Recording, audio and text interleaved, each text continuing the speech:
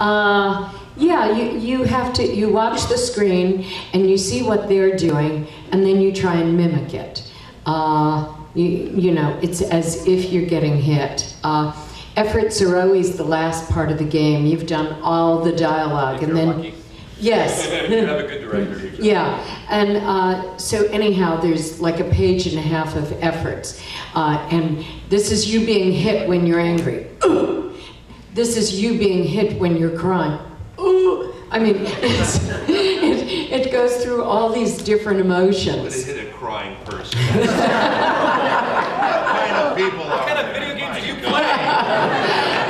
This is you getting hit and you're enjoying it. No, seriously. I mean, they have all these efforts with different emotions, and then this is not only you getting hit. This is you throwing the hit. So you have internal efforts, and then you have external efforts. And most of the time, the efforts are not done to picture. There's just like a page of effort sounds, and these are my least favorite things to do. You know, but you do them. But you're not really, unlike a thing where you're seeing the camera, these effort sounds that they line up at the end of the video game, you're not looking at anything, you're just imagining it in your head. And the one thing that you have to do is save the breath, because it takes a lot of breathing. It's kind of like hyperventilating for 15 minutes. Who said no, no, no, no, no, no, no? Want me to get him? Oh, but yes. That. Did you have a question regarding what we were saying? Or a different question? Let me comment on that before we take another question. Go ahead. Ellen and I started out doing this stuff a bazillion years ago, and we do what we lovingly call chop socky movies, which were all these Asian films where they would, martial art films, and basically they could, vivisect a guy in slow motion, but you couldn't show a woman's boob. No. But we cut our teeth on that stuff, and basically they were a lot of fun to work on. I did a lot of Wallace stuff too, like DC, and for me it was really fun to do that stuff. However, these new games now that basically they're so demanding physically that, this thing that just came out, Spec Ops, I went in and I did several sessions on that, and they would have me screaming my butt off for hours and hours and hours. So the last session, I go in there and I'm screaming and I'm just blowing my voice out, and the guy goes, "Oh, I saved the last 10 loops for the end because they were the worst." I said, "They were the worst? What are they?" He goes, "Well, we need 10 loops of you being burned alive by a flamethrower."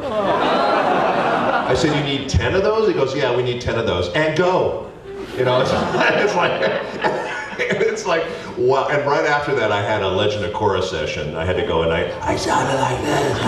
I literally had no voice left. So Andrea Romano is a great director, works on that show. She was so cool because I had this character. I play Psychon, the chief, on that show, but I also played some of these other characters. And there was this guy who was a dock worker, and they wanted me to do some pickups.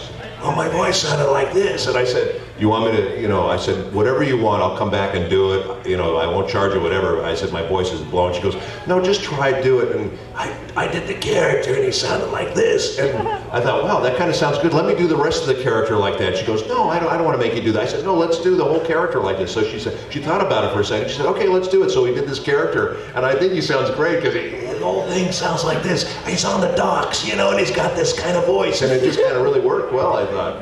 But I'm thinking, oh shit, if I have to go back and do any pickups for him, I'm screwed.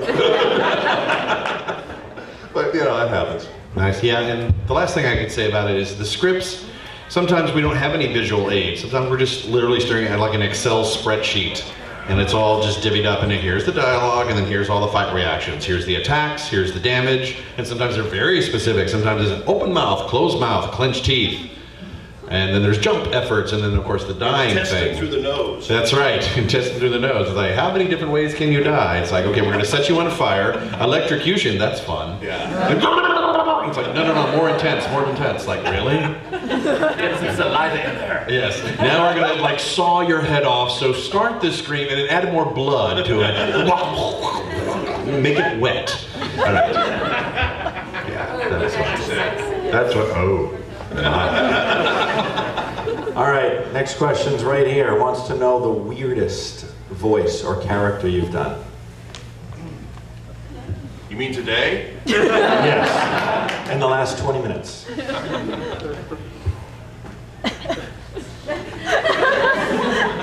Anyone? Next question? You know what? They're all weird.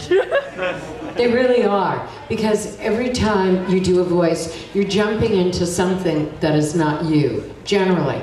I mean, you have people who do what I call the hero voices. And the people who do the hero voices, they have one voice. That's all they do. You know who they are.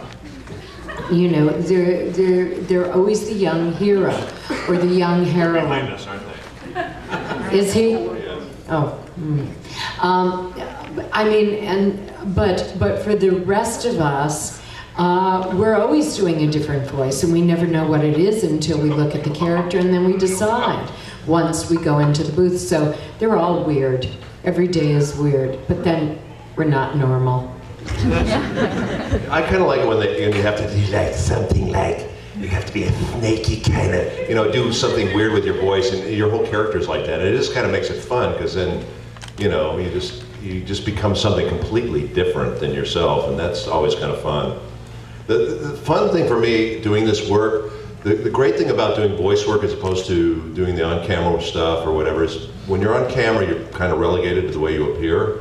When you do voice work, you can be any character that you can imagine vocally, and that to me is the most fun. When you can do something so different that people go, oh wow, I didn't even know that was you. I mean, that to me, when people say that to me about certain characters I do, that to me is like, wow, that's the most fun, you know. Help me out if I get this wrong. In Mass Effect, there is it a character or is there a race that's called Krogan? There's a Krogan race, right? Race. Yes. What's that? Race. It's a race. Okay, yes. So I did one of these minor Krogans in, I forget which one. Sorry. What's that? No, slow down. Because I still wouldn't know. No, but it was a small. Well, I'll describe it to you, and you might know. But you're talking about like a weird character voice or whatever. I can't really think of one, but I do know that the contrast of the voice and what I was saying was really unique, because it was because he was a down character like this. He's talking about why won't this isn't the line, but it was essentially going, why won't you call me back? I'm a nice guy.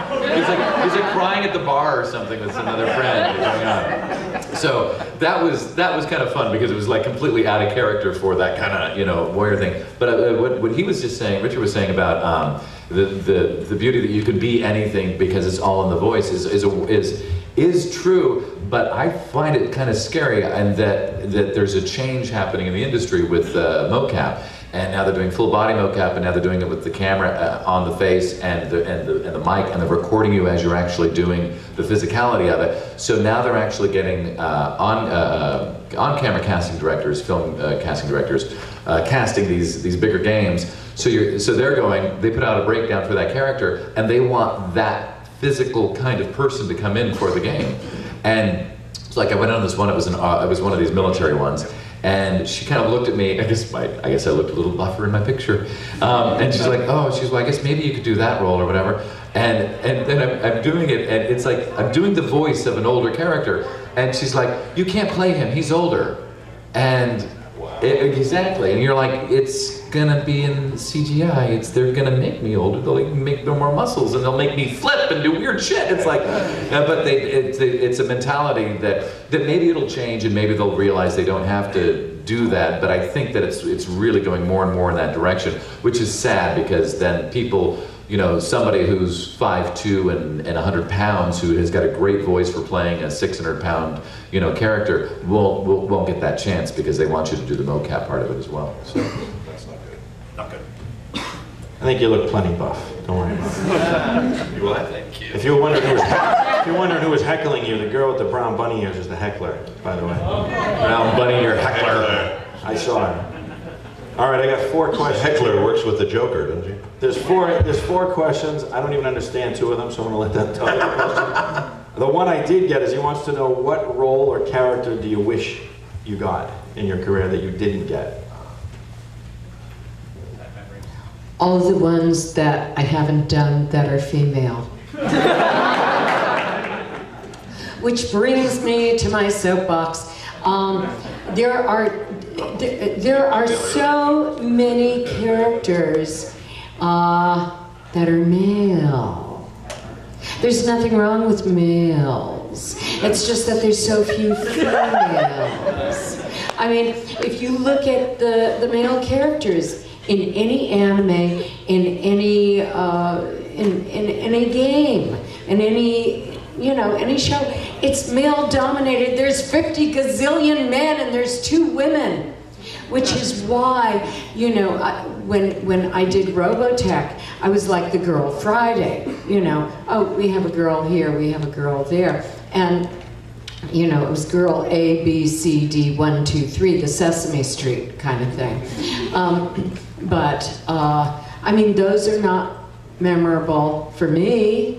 So I don't know that they'd be memorable for you. But, I mean, there's just not enough roles for women. And that's part of my Women in Anime thing. Come by and see it tomorrow at 3:30. Maybe that's why all the men are so pissed off in the games, because there's not enough women. Well, they have good reason to be pissed off. That and they're being burned alive. All right, the next question I'm going to let him ask you, okay? Okay. So I know you guys have done a lot of video games, and I know you've done a lot of special attacks. So what's your favorite special attack name? And Mr. Bo guy, what's your favorite fist of the nose hair technique? Super fist of the nose hair.